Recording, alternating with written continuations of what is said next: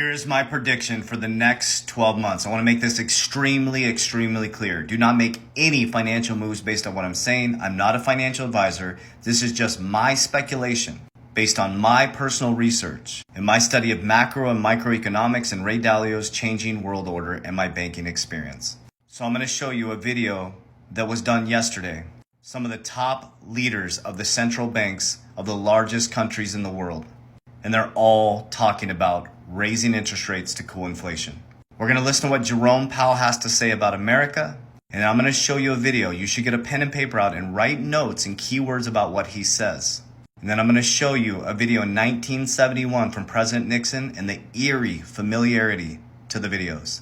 Family, I've been sharing with you since July 2022 and 2020 my predictions, which have come true. I told you the job markets are about to get crazy in Q3, Q4. You're about to see one of the biggest shifts in your economic system.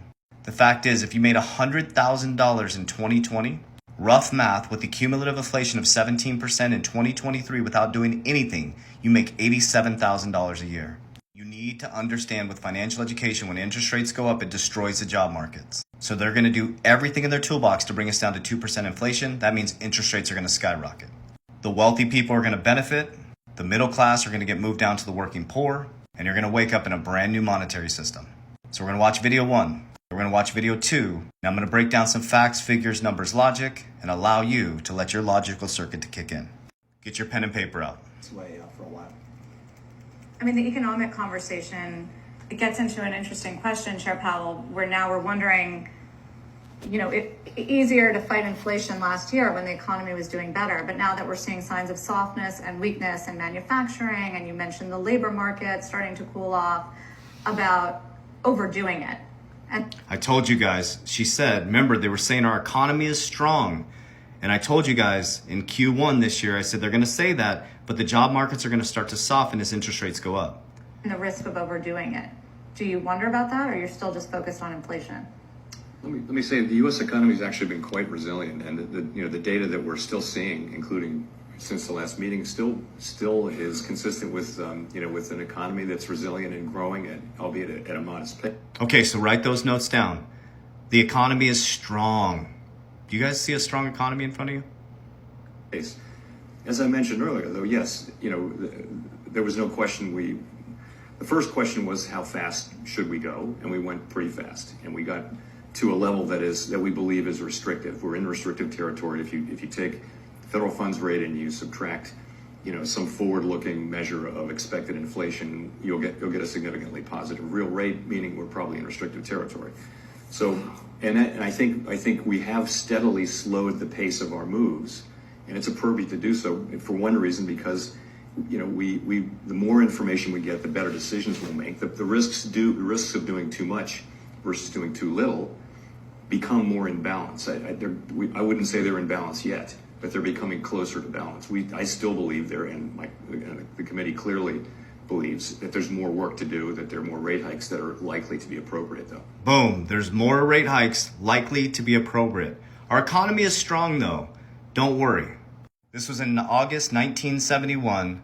Listen to what Nixon says, and then I'll take my logical circuit and tie things together. This is just my logical circuit. The third indispensable element in building the new prosperity is closely related to creating new jobs and halting inflation. Familiar, new jobs and halting inflation. We must protect the position of the American dollar as a pillar of monetary stability around the world. In the past 7 years, there's been an average of one international monetary crisis every year. Now, who gains from these crises? Not the working man, not the investor, not the real producers of wealth. They just told you, not the working man, not the investor. They're hiding it in plain sight. Not the working man, not the investor. The gainers are the international money speculators. Because they thrive on crises, they help to create them. In recent weeks, the speculators have been waging an all-out war on the American dollar. The cryptocurrency market, the speculative market, is waging an all-out war on the American monetary system. Elizabeth Warren says that fentanyl is connected to crypto. Jamie Dimon tells you that cryptocurrency is a fraud.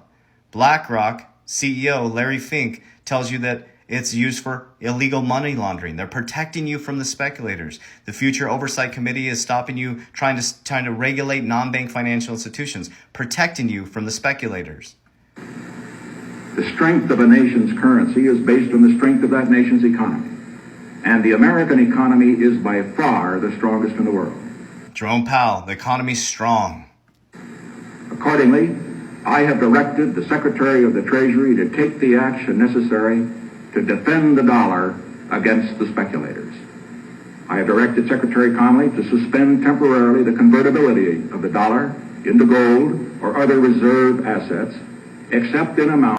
That move right there is the price we're paying right now. 1971, as our parents watched the television, telling them a vision, programming information, and channeling information into them, they sat there, had no financial education, understood what just had happened. So basically, in 1971, they detached from the gold standard because America did not have enough money, enough gold to service the cash. Just like America doesn't have enough money to service the money you have in your bank account. They had bad monetary policies. America was broke, so they detached from the gold standard, allowed them to print money, and turned our money into fiat, which is fake money. So in 1974, they're like, oh shit, what did we do? There's nothing backing the currency. Eventually, this will implode. So they went to the Saudis in 1974 and they attached all US dollars to oil for protecting the Saudis with arms. So since 1974, we've had the petrodollar. And that made the dollar extremely, extremely powerful, and we were able to control the whole monetary system. In 1978, don't quote me on the date, around in between 1978 and 1974 and 1978, they created what was called the 401k, and here's my opinion. The 401k was saying, you know what? We're going to allow you to take your money and put part of your paycheck into the markets. We're going to stop doing this pension thing because we realize that the dollar is going to devalue. So we're no longer going to pay you for the rest of your life. We're going to give you the ability to put your money into the stock market, which after 1929, people called the stock market the casino. And we're going to tax the shit out of you if you take it out before retirement. And guess what? We're going to tax you when you retire as well. So the American dream died in 1971. So now we, as Americans, are now paying the price for these policies. So the eerie familiarity is in 2023, the banks have a liquidity crisis. They don't have enough money in America to service our debt. We had to suspend the debt ceiling to pay for critical services. And they're trying to protect us from the speculators, the cryptocurrency market. And at the exact same time, there's an all-out war on the US dollar. The BRICS countries are working feverishly to de-dollarize from the American dollar, and 20 countries are working to join the BRICS. History doesn't repeat itself, it often rhymes. And it's our fault. We accepted this. You can't live off your grandparents' and your parents' old industrial paradigm. As Rosie Rios said, you need a shock to the system to change consumer behaviors. And if you go watch that full video that I just showed you in the beginning, the first one, you'll see that one of the central bank leaders says you need a shock to the system, or there's a shock globally in the system, So here's what I'm doing. I'm in a speculative asset called cryptocurrency. It's not my retirement. There is no get rich quick. I have a very clear exit strategy as it goes parabolic in 2020. I'm exiting the market, 50% of my portfolio, and I'm putting into what the wealthy do to secure their wealth for generations. Insurance, specifically Index Universal Life, precious metals, more real estate, and more businesses targeted around information, technology, and attention. And if I need capital, I will continue to increase my Index Universal Life policies, and I'll tap into my own bank and use my own capital or leverage the insurance capital to repeat the process like Richest Man in Babylon.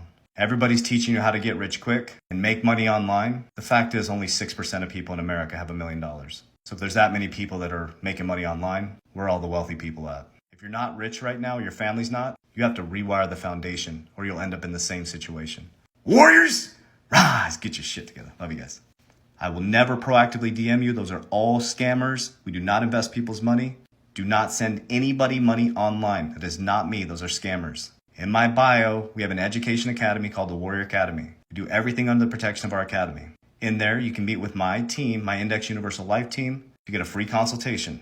We are licensed insurance agents, and we help people protect their wealth. But again, I will never proactively DM you. I will never ask you to send me money. Those are all scammers. Protect yourself. Spread this message. Use discernment. Love you guys.